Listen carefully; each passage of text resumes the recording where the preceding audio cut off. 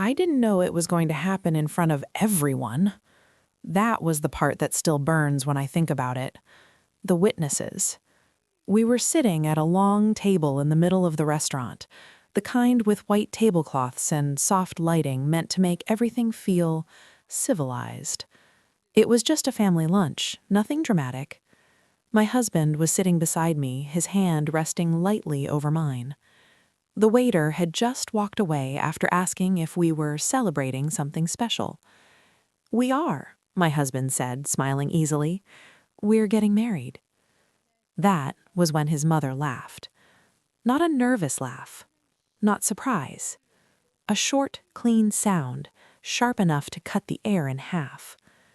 "Don't be ridiculous," she said, waving her hand like he'd just told a joke. "You're not actually doing this." The table went quiet. Forks paused mid-air. Someone a few tables away turned in their chair. I felt my husband's hand tighten around mine. "Mom, what are you talking about?" he asked. "We already talked about this." She finally looked at me. Really looked at me. Her eyes traveled over my dress, my hair, my skin. Slow, deliberate, appraising. The way someone looks at something they don't plan to keep. "Oh," she said lightly. "That." My chest tightened. "That?" I repeated. She turned back to her son. I assumed this was still temporary. Temporary. The word landed between us like a dropped glass. "This isn't temporary," he said, his voice stiff. "This is my life." She sighed, the way people do when they think they're being patient with someone unreasonable. "Sweetheart, you always go through phases. You always come back to yourself, eventually." I felt heat creep up my neck. "Excuse me," I said, "what exactly is a phase?" She smiled at me, not kindly, not cruelly, precisely. "This," she said, gesturing vaguely in my direction, "all of this." My husband dropped my hand. "Mom, stop." But she wasn't finished. She reached into her purse and pulled out her phone. "I'm glad we're clearing this up now," she said, "because I want to be very clear." She looked directly at him. "When you come back to normal," she said, her voice calm and perfectly audible, "don't come asking me for the money you wasted on this." Silence crashed over the table. I heard someone gasp, I don't know who. "This?" I asked, my voice shaking despite my effort to keep it steady. "This is how you talk about your son's wedding?"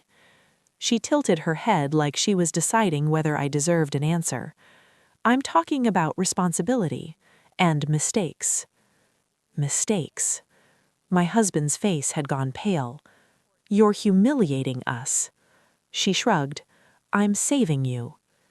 Something in me snapped. Not loud, not dramatic. Clean, sharp, final. I straightened my shoulders.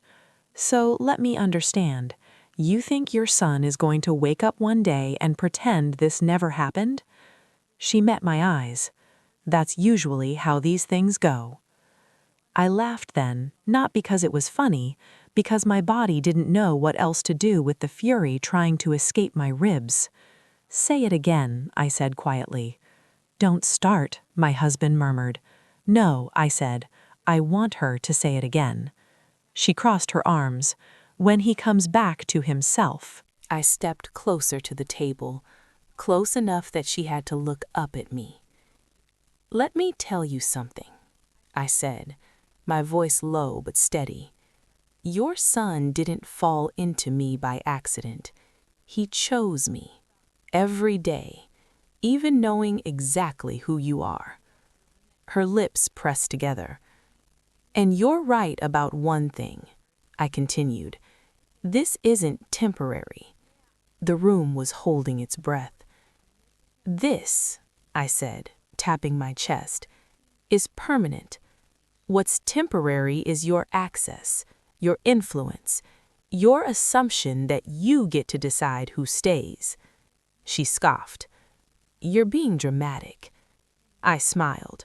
"No, I'm being clear." I turned to my husband. His eyes were wide, shocked but relieved. "You don't have to say anything right now, but you should listen." Then I looked back at her. "You don't have to come to our wedding. You don't have to approve. You don't even have to like me." I paused. "But you will not speak about me like I'm disposable. Not here, not anywhere, not ever again." She stood abruptly, her chair scraping against the floor. "You have no idea who you're talking to." I nodded. "I do.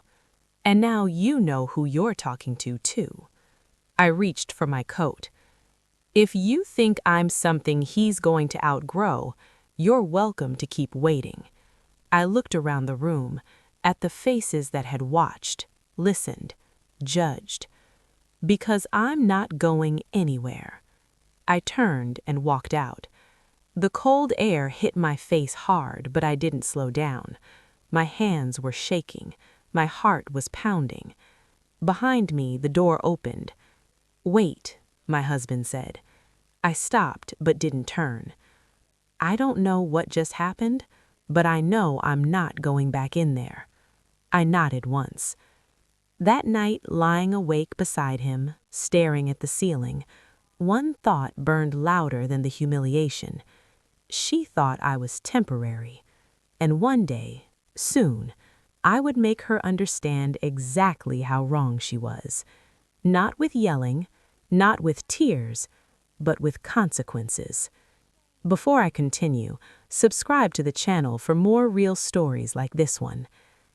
Looking back, I wish I could say the lunch was the first time I felt that tension. It wasn't. It was just the first time she said it out loud.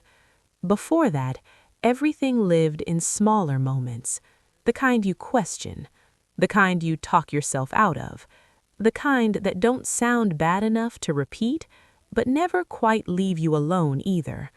From the beginning, she treated our relationship like something that needed time to correct itself. The first time I met her, she smiled too quickly, hugged me lightly, stepped back as if she'd already decided where I belonged and where I didn't. She asked polite questions, where I worked, where I grew up, how we met. Then she laughed and said, "Well, this is unexpected." I told myself she meant it in a good way. Whenever we visited, she made a point of telling stories about my husband's past. Not memories, comparisons. She was so driven, she'd say about one ex. She came from such a good family, about another. He used to be so focused back then. All of them white, all of them spoken about like unfinished business. She never said anything outright. She didn't have to. Instead, she used phrases that hovered just out of reach. "Let's see how this goes. People change. You never know where life will take you." Whenever I brought it up to my husband later, he'd sigh. "She doesn't mean anything by it. That's just how she talks." So I learned to swallow it. At family gatherings, she'd talk around me, never to me. Conversations flowed past me like I was furniture. When plans were discussed, she looked only at him. "What do you think? Does that work for you?" I became invisible without ever leaving the room. Sometimes she'd study me with quiet curiosity, like she was trying to figure out what phase of his life I represented. Once, when we were leaving her house, she hugged him tightly and said, "Just remember who you are." I was standing right there. Another time, she glanced at my hair and smiled thinly. "You're brave," she said. "Brave?" I asked. She waved her hand. I could never pull that off. I didn't know how to respond, so I didn't.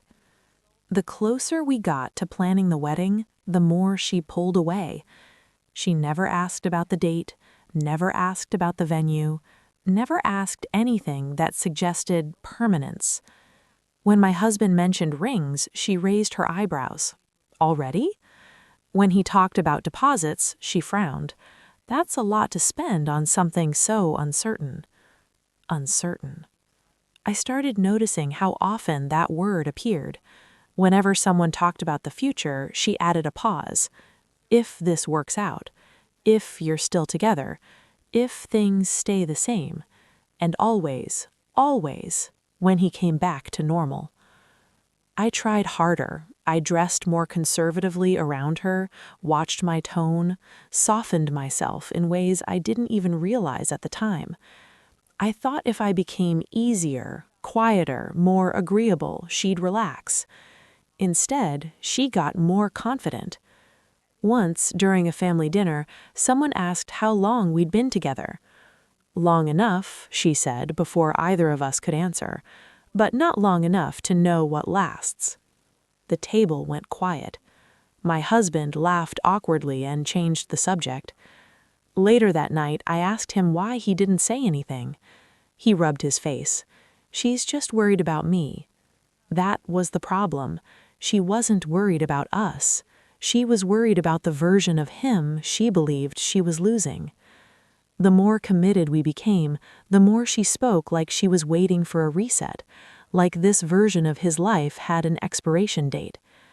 I started noticing how she framed everything in terms of return. When you're back in town, when you settle down, when things calm down. Always when, never if. One afternoon, while we were visiting, she brought up an old girlfriend, someone I'd never met. She really understood him, she said. They made sense. I smiled politely. My husband stiffened. She didn't mean anything by it, he told me later. But meaning wasn't the point. Pattern was. By the time we decided to set a date, I already felt it in my bones. She didn't see this as a wedding.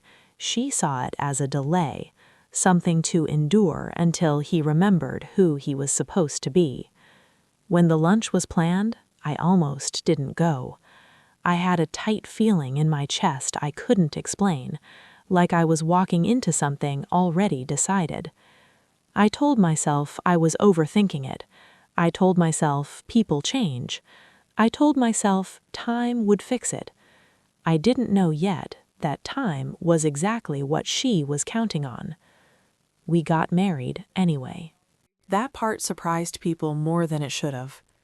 After the lunch, there were a few weeks of silence. Not dramatic silence, just the kind where no one brings things up, but nothing feels resolved either. My husband waited for a call, an apology, something. It never came. When we finally sent out the details for the ceremony, his mother responded with a single line. I won't be attending. No explanation, no emotion, just a statement. My husband stared at the message for a long time before putting his phone down. She needs time, he said. She'll come around. I didn't say anything. By then, I had learned that pointing at reality too early only made people defend their illusions harder. The wedding itself was small, intimate, beautiful in a quiet way. My family was there, friends who had watched us build a life together were there, people who treated our marriage like something real. His mother wasn't. Her absence wasn't loud. It was deliberate, a statement made by staying away. People noticed. They asked questions. My husband smiled through them and changed the subject. I focused on breathing, on staying present, on not letting the empty chair occupy more space than it deserved. For a moment, I believed that might be the end of it. We were married now, official, legal, bound in ways that couldn't be waved away with words like phase or temporary. I thought that would force her to adjust. It didn't. The first time we saw her after the wedding, she hugged my husband tightly, held him longer than usual. Then she stepped back and nodded at me, like a neighbor she recognized but didn't know well. Congratulations, she said. Not on your marriage, just congratulations. She never said the word wife. Not once. When people referred to me as his wife in front of her, she let it pass without correction, but she never repeated it herself. Instead, she used my name, or nothing at all. He's been busy lately, she'd say. He's changed.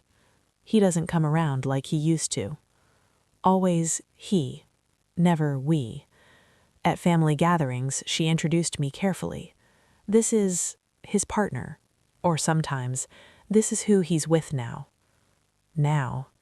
It was subtle enough that people hesitated to question it, obvious enough that I felt it every time. Once, at a birthday dinner, someone congratulated us again and asked how marriage life was treating us. She smiled tightly. "Marriage is easy," she said. "Staying married is the hard part." I waited. My husband waited. She added, "People rush into things." No one said anything after that.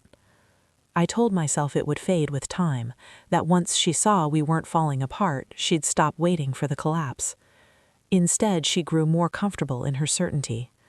She started speaking about our life like it had a built-in expiration date. If things don't work out, he can always come back here. Whatever happens between you two, he'll always be my son. You never know how these things end. Whatever happens. The words followed me. One evening while we were leaving her house, she hugged my husband and whispered something I couldn't hear. When he pulled away, his face was tense. "What did she say?" I asked in the car. He hesitated. "She just told me to be careful." Careful of what? The longer we were married, the more she spoke like she was waiting for an inevitable correction, like our wedding had been a pause, not a conclusion. When finances came up, she raised concerns. "That's a lot to combine," she said. "You should always have a backup. It's smart not to tie everything together." When we talked about moving, she frowned. "Already? Don't rush. Make sure this is what you want." As if we hadn't already chosen.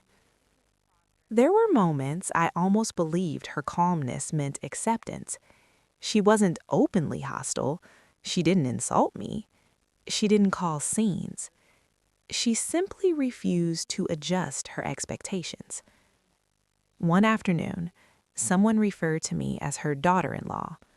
She smiled politely and said nothing. Later, when my husband stepped out of the room, she leaned toward me and said quietly, "Titles don't change reality." I stared at her, unsure how to respond. Reality, to her, had already been decided. At night, lying beside my husband, I felt the weight of it settle in. The understanding that this wasn't about approval. It wasn't even about me. It was about control. She had lost the ability to stop the marriage, so she treated it like something temporary, something she could outlast. And for the first time, a thought formed that made my chest tighten. If marriage wasn't enough, what would be? Marriage didn't change the way she treated me. It just made her methods quieter. Once the wedding was over, there were no more dramatic moments to point to, no public scenes, no obvious insults. What followed instead was a slow, deliberate narrowing of space. We were married, but I was never fully included. Family dinners continued, but something about them shifted. She still invited us, still set places at the table, still smiled when we arrived, but her attention moved carefully around me, like I was an obstacle she'd learned to step over. She spoke to my husband constantly, asked about his work, his stress, his plans. "How are you holding up? Are you getting enough rest? Have you thought about what's next?" When I spoke, she listened politely, then turned back to him. At first, I thought I was imagining it. I told myself not every conversation needed to include me, that I didn't need to be centered all the time. But it kept happening. Decisions were discussed in front of me, not with me. When holidays came up, she'd say, "We were thinking it might be easier if he comes alone this year."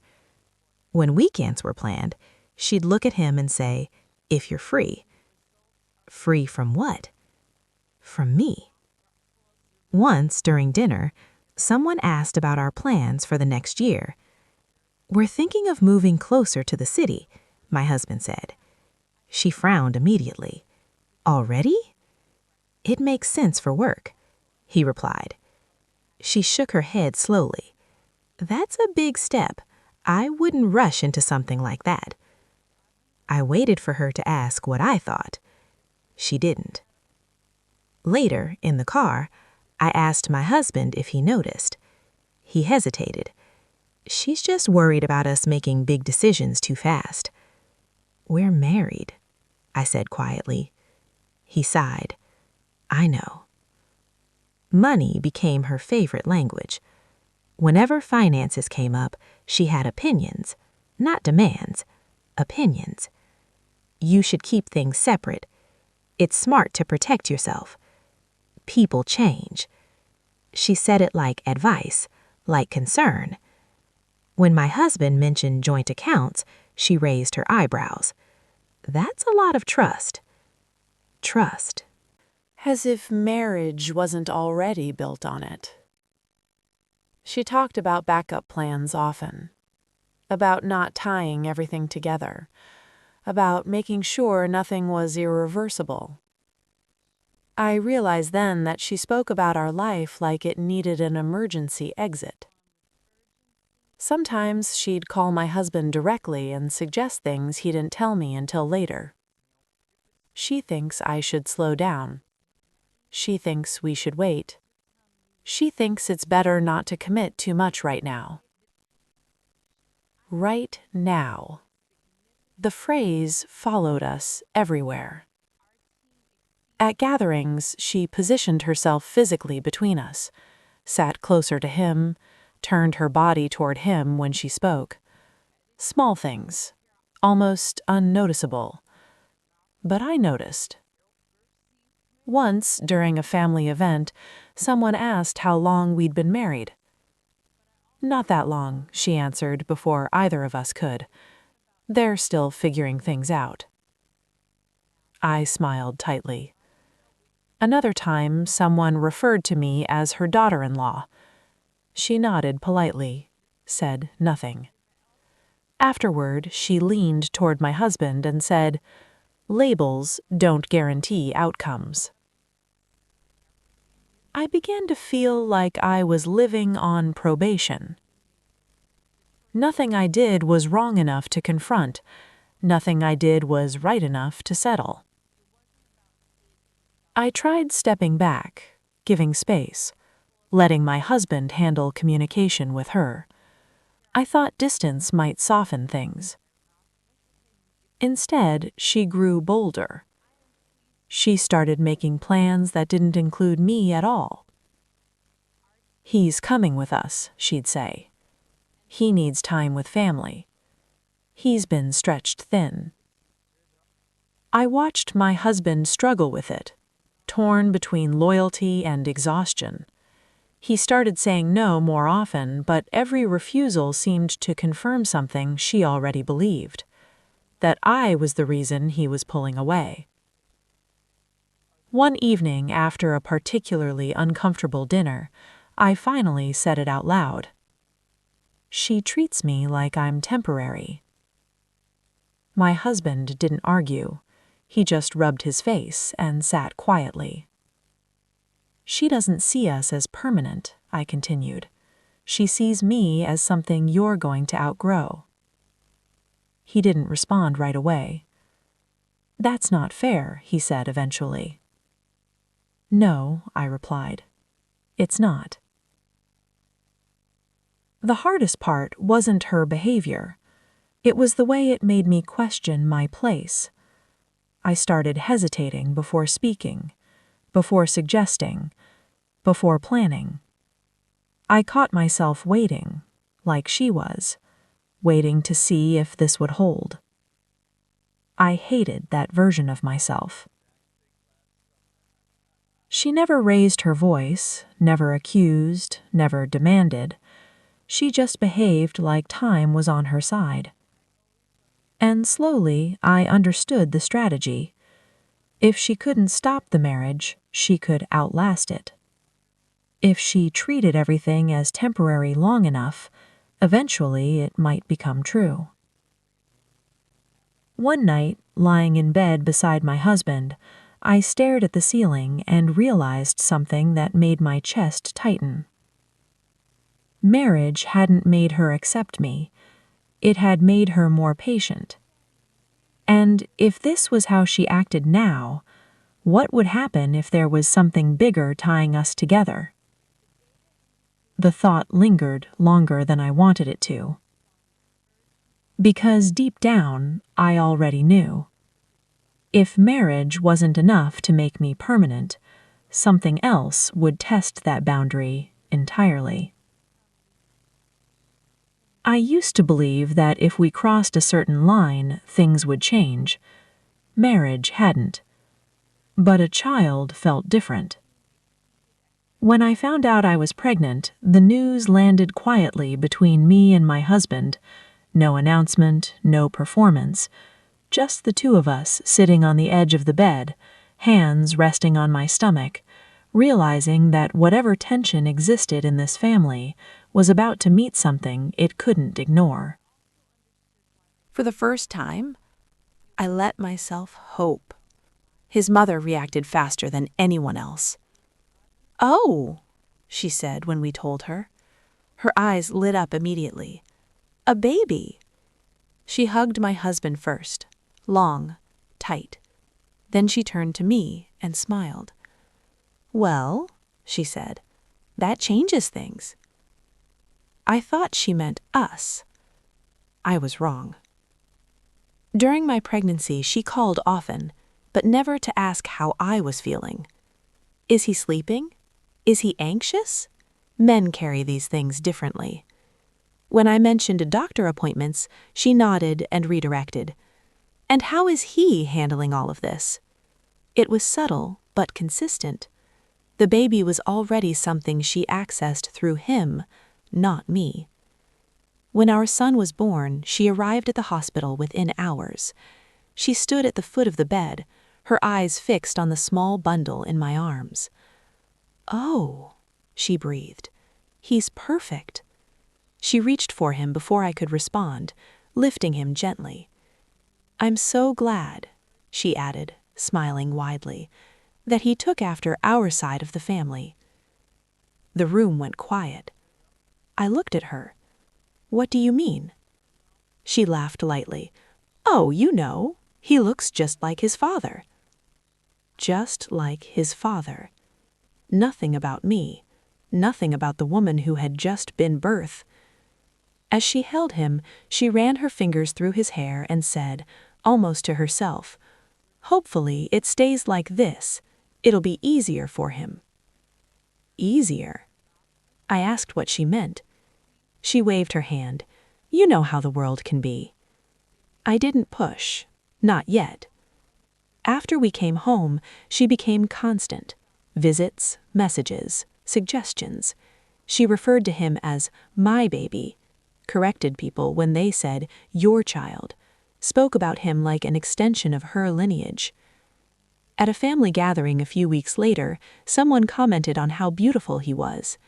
She smiled proudly. "Yes," she said, "he has such good features."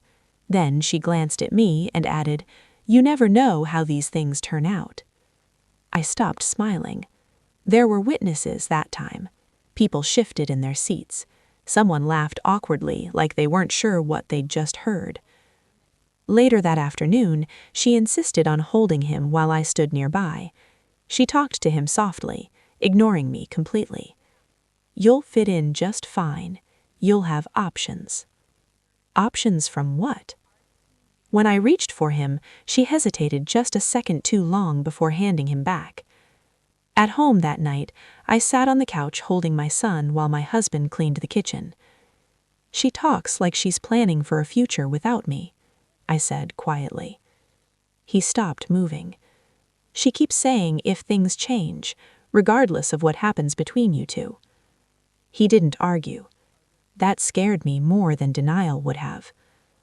As the months passed, she began discussing decisions that weren't hers to make. She suggested schools, neighborhoods, activities. "There's a private school I like, very traditional, good values." I asked what she meant by that. She smiled. "Structure, discipline, a certain standard. She spoke to my husband about it later, not to me. Another time, she suggested taking him overnight.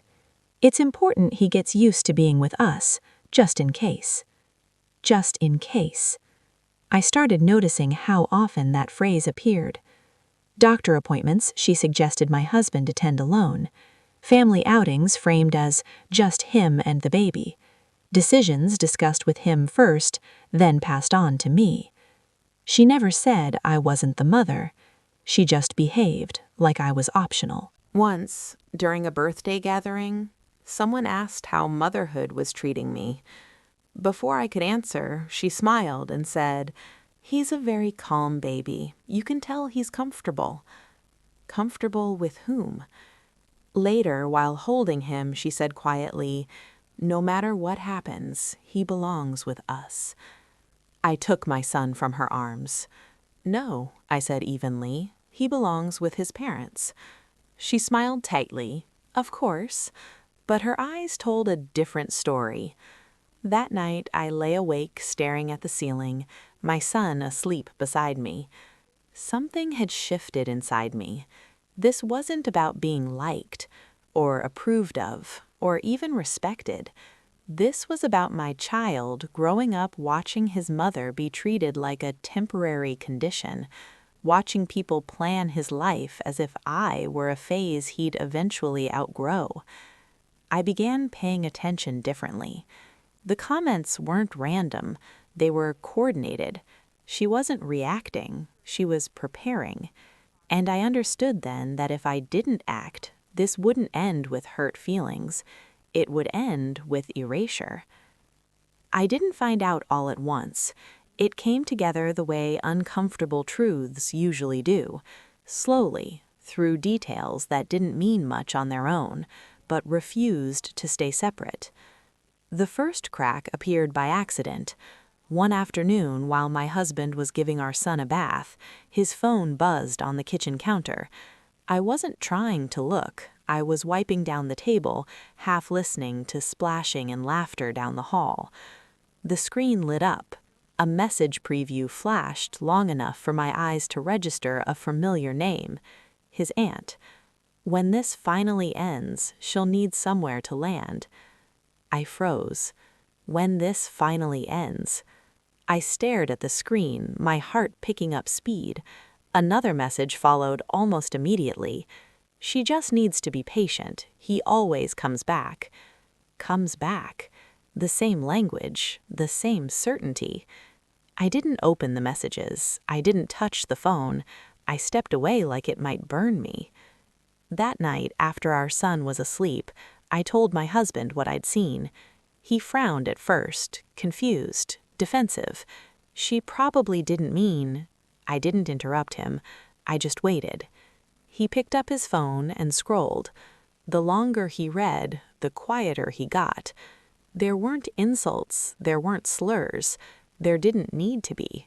There were conversations, long ones, between his mother and various relatives. Carefully worded, calm, forward-looking. When things settle, if this doesn't last, once he's back on his feet, and always, always, plans. Who would help him, where he could stay, how the baby would still be taken care of. Taken care of by whom? None of the messages mentioned me directly. I was implied. I sat on the couch holding one pillow against my chest, while my husband scrolled through months of certainty he'd never been meant to see. "This isn't grief," he said finally. "No, it's logistics." After that, things started making sense in ways that made my stomach ache. The rush, the pressure, the way she framed decisions as urgent.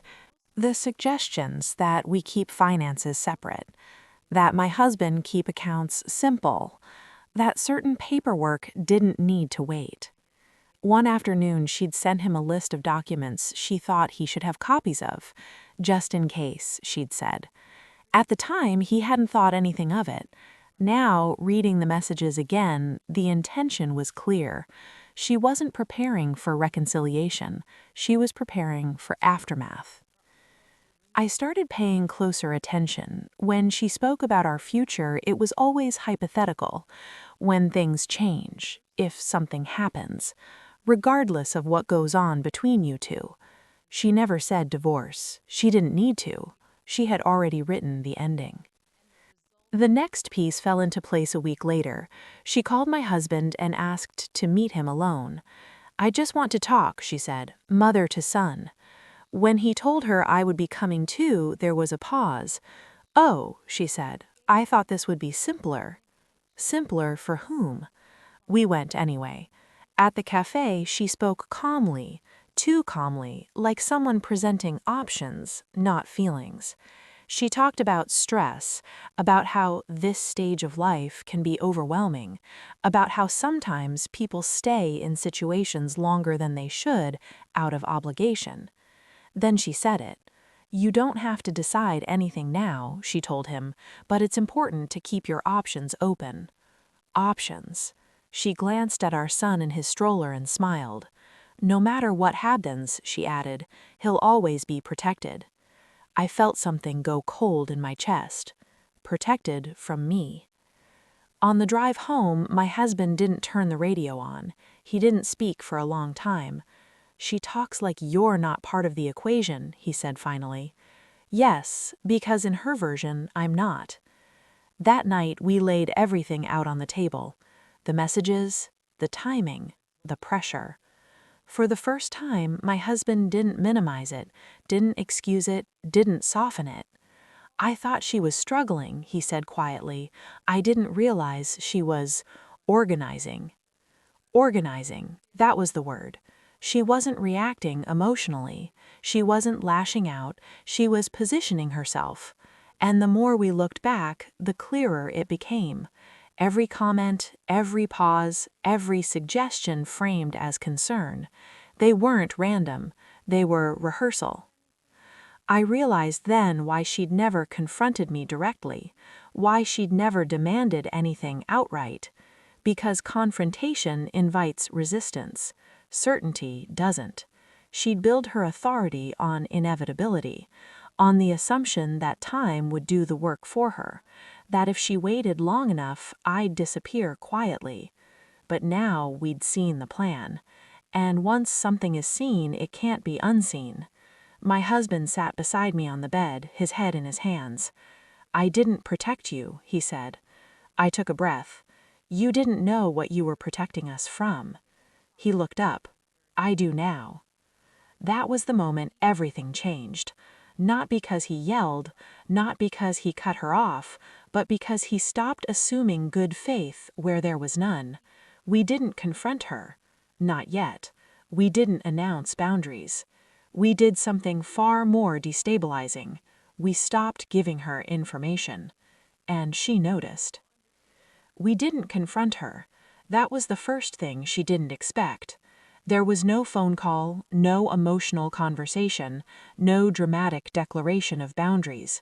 We didn't tell her she was wrong or cruel or manipulative. We just stopped including her. At first, it was subtle. We stopped volunteering information. No updates about our schedules, no details about doctor's appointments, no casual mentions of plans for the weekend. When she asked questions, we answered politely and briefly. "How's work?" "Busy." "How's the baby?" "He's good." Nothing more. She noticed immediately. She started calling more often, texting more frequently, asking questions that used to feel normal but now sounded urgent. "What time is his appointment? Who's watching him today? Are you coming by this weekend?" We answered when it made sense. We didn't rush. The first time she showed up unannounced, I was the one who answered the door. "Oh," she said, blinking. "I thought you'd be out." "No," I replied calmly. "We're home today." She hesitated, like she was recalculating. "I just wanted to see the baby." I didn't step aside.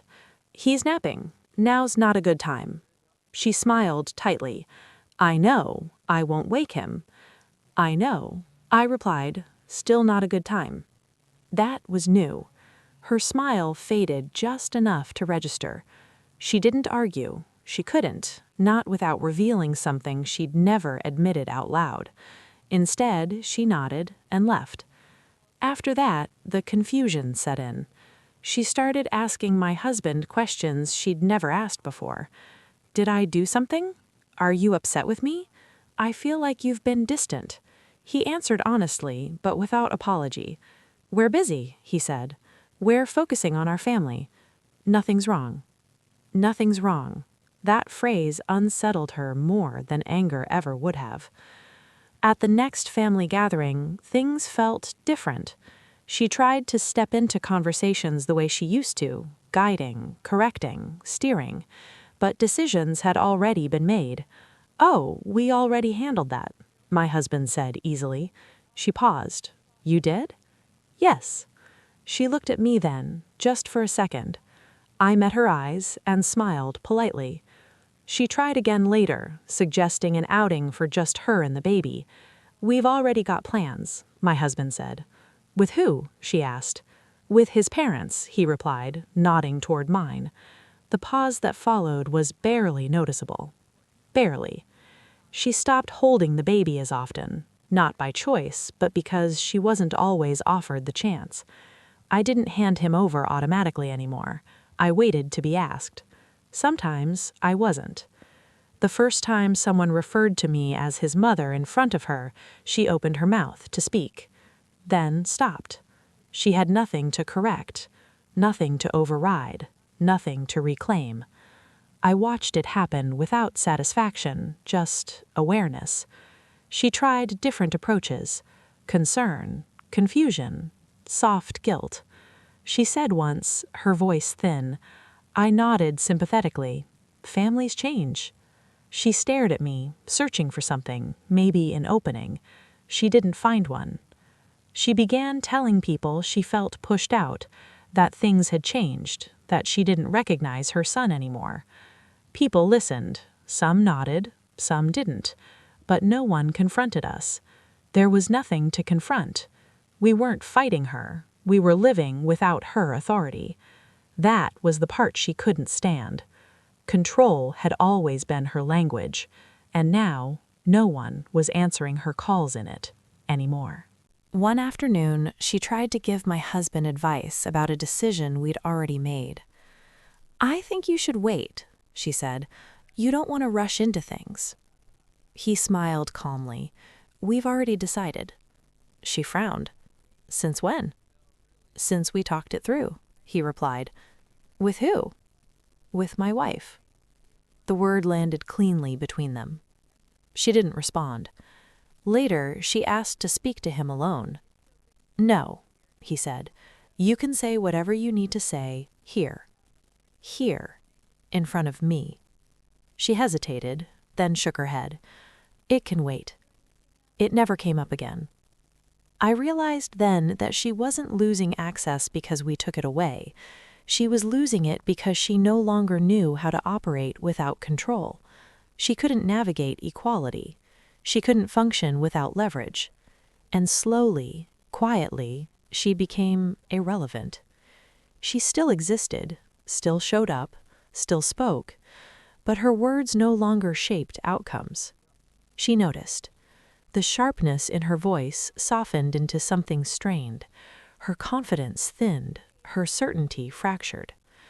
Once, she watched me soothe my son while my husband packed the car. You've changed, she said quietly. I looked up. So have you. She nodded, but her eyes were unsettled, because she finally understood something she'd never considered before. I wasn't waiting to disappear, and she wasn't the one deciding who stayed. She didn't give up quietly. That was the mistake. Once she realized she was no longer shaping decisions, she shifted strategies. Subtle at first, then more visible, like someone testing doors they were sure used to open.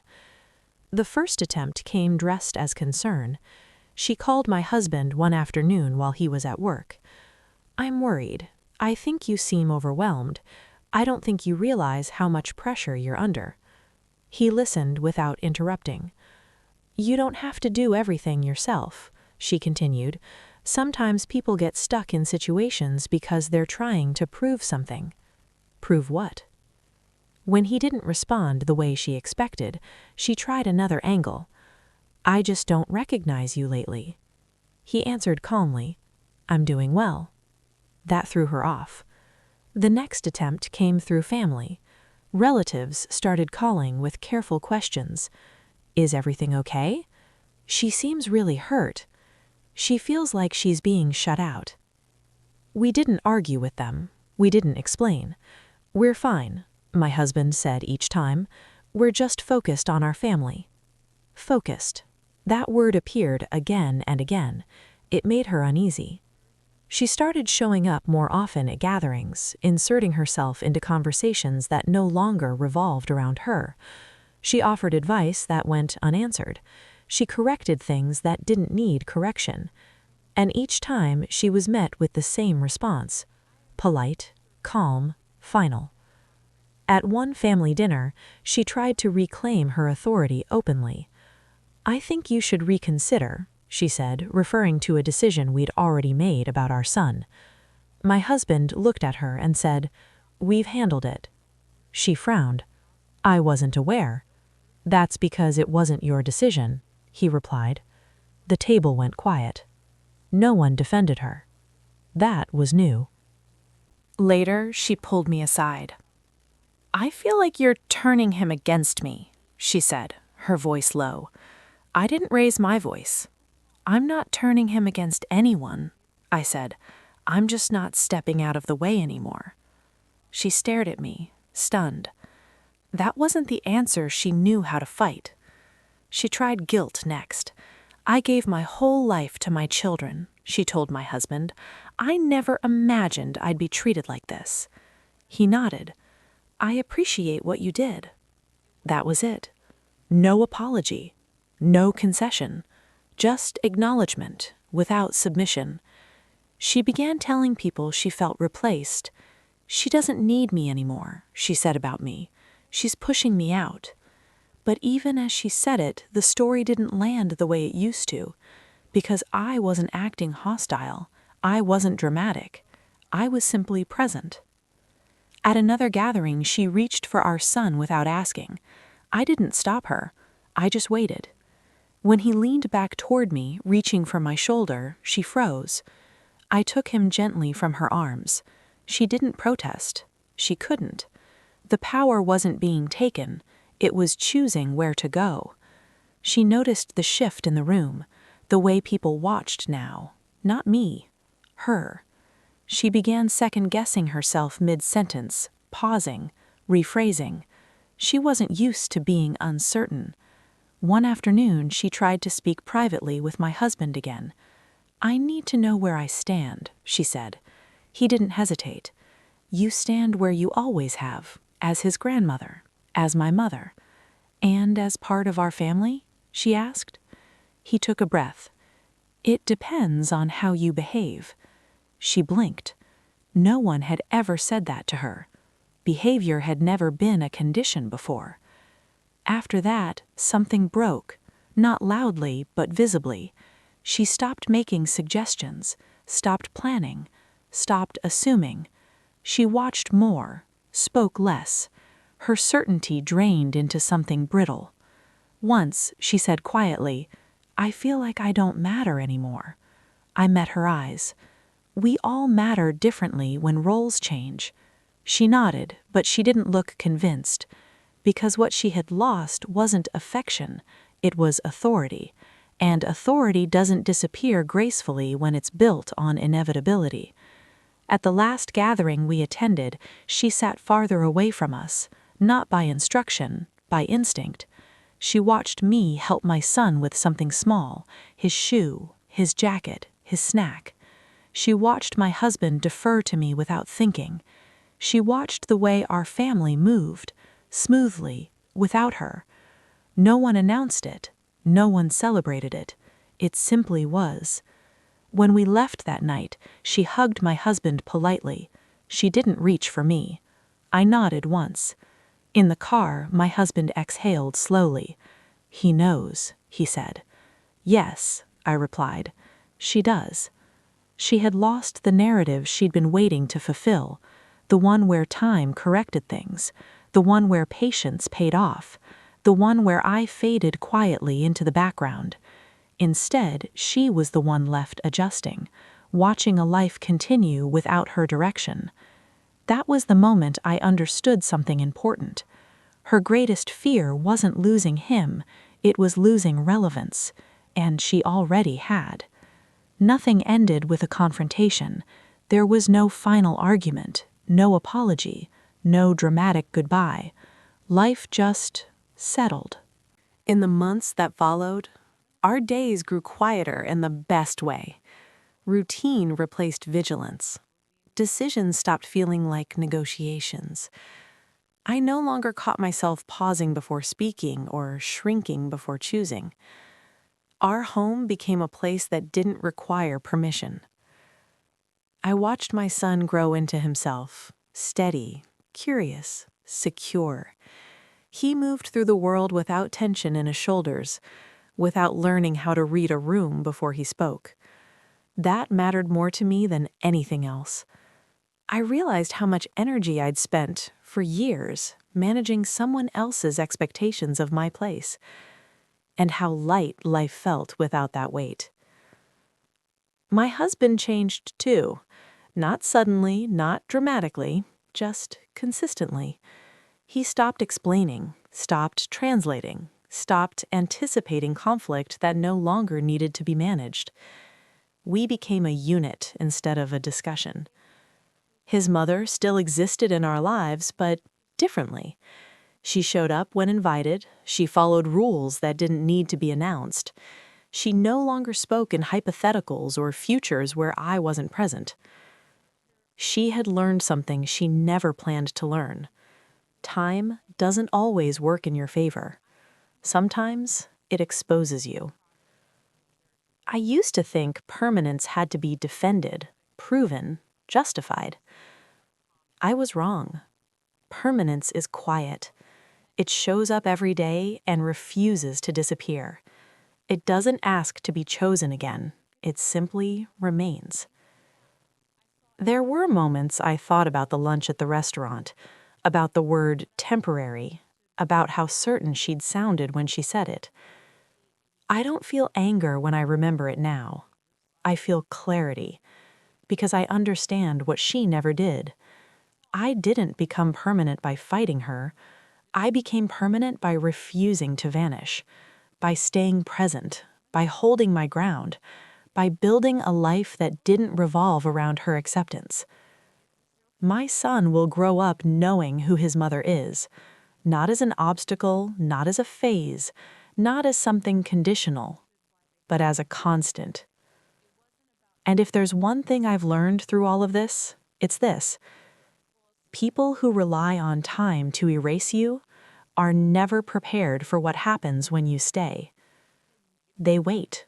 They assume. They plan for your absence. And then one day, they realize the story moved forward without their permission. I didn't win anything. I kept what was already mine. My place, my voice, my family. And that is something no one ever gets to call temporary again. If this story stayed with you, there are more like it waiting on your screen right now. Tap one of the videos you see here to hear another real story about boundaries, dignity, and reclaiming your place. And if you haven't yet, subscribe to the channel so you don't miss the next one. Thank you for being here.